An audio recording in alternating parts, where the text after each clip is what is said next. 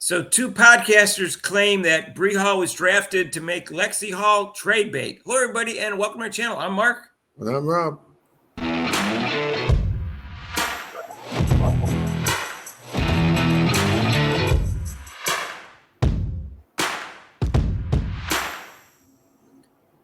So, hey, if you haven't subscribed to our channel yet, please do so and hit the notification bell when you do so you get notified of our next video.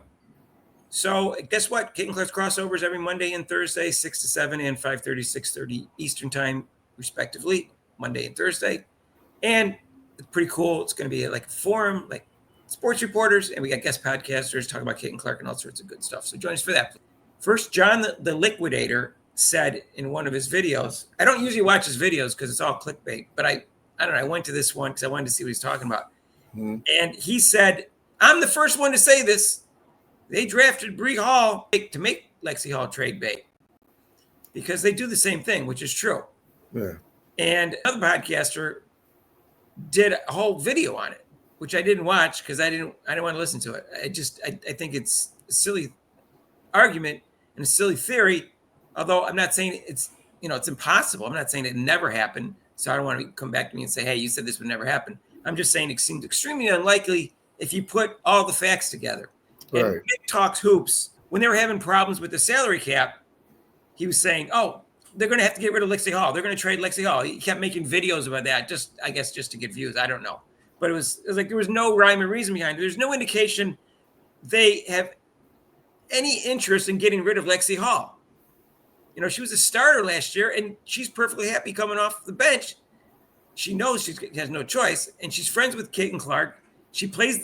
They're short on defense. They play the defense they want. She can hit a wide open three at least. So that's what they need with someone like Kate and Clark. That's one of the. I'm sorry. Ahead, that was one of the few things that sides actually kind of understood, that Lexie Hall coming into the game provided defense. So that's why she put her in there when they started coming down. She put Lexie Hall in there for defense. Not often enough, Rob. Yeah, but at least she kind of like, oh, geez, maybe I should put somebody in there who can play defense. And remember, she can hit the three. She can. Yeah, I mean, and she needs to hit the 3-pointer. So this is kind of a strange thing for her, you know.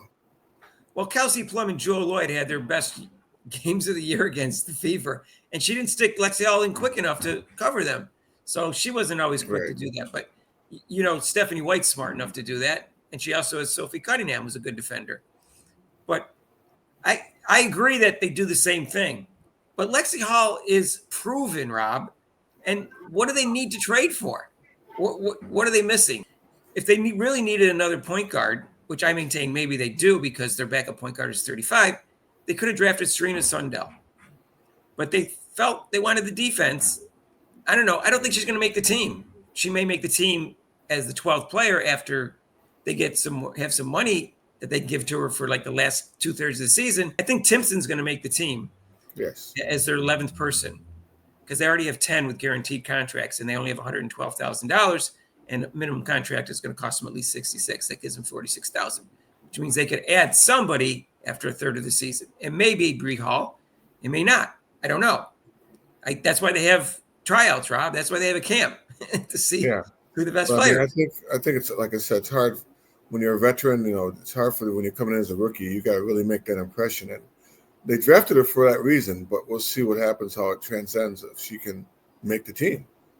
If they wanted to trade Lexie Hall, Rob, they had all offseason to do it. They could have. When they traded for Melissa Smith, they could have put her in the deal there. Right. Instead, they decided, we'd rather give away the 8th pick in the draft. And that turned out to be Sanaya Rivers. I'll take Lexie Hall over Sanaya Rivers. Sanaya Rivers does not have an offensive game. She doesn't shoot well.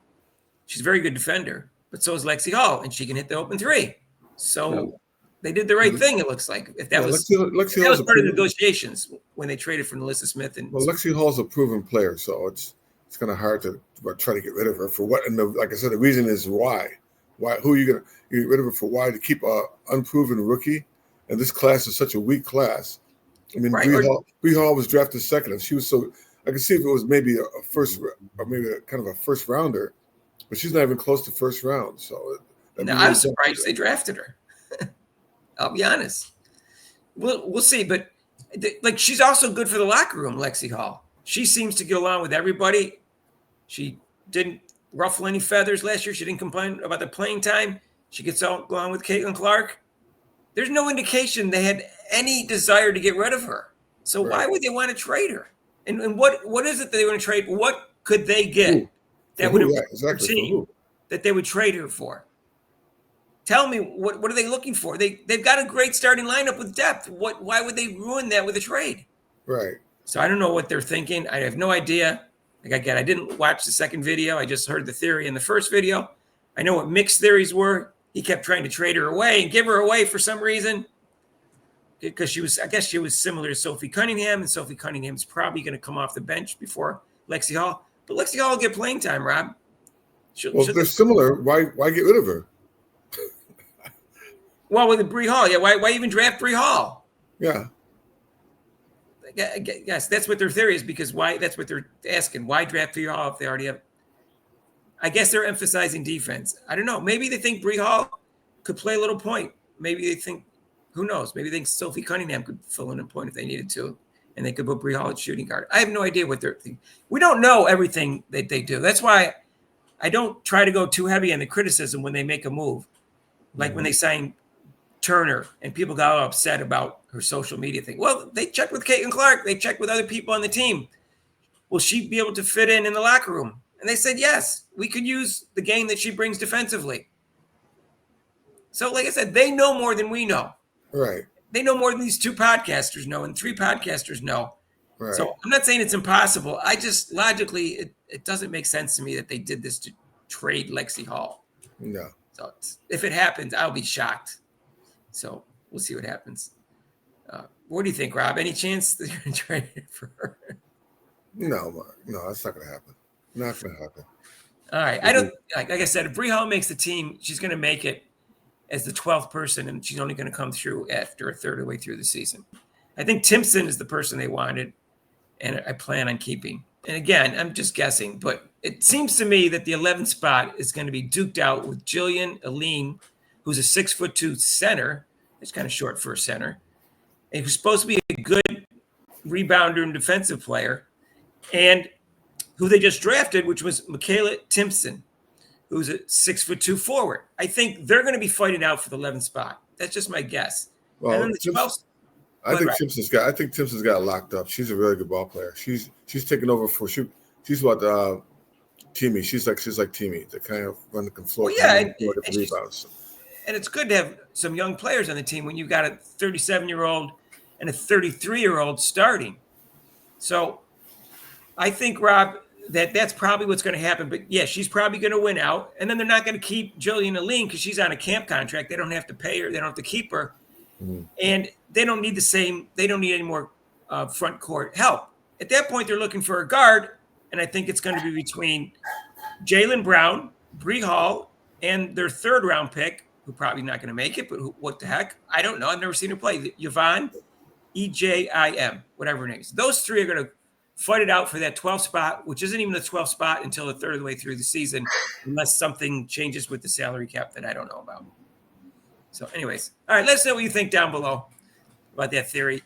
If you like this video, hit the like button. And if you haven't subscribed to our channel yet, please do so. Hit the notification bell when you do so get notified of our next video. And if join us for Caitlin Clark's crossover, it's Monday and Thursday, 6 to 7 and 5:30 to 6:30 Eastern time, respectively, except for major holidays. And we have guest podcasters like a sports reporters type forum. It's pretty cool. And if you want, you can donate to the channel with super chats and super thanks down below and the link to PayPal. We'll see you in the next video. Peace out.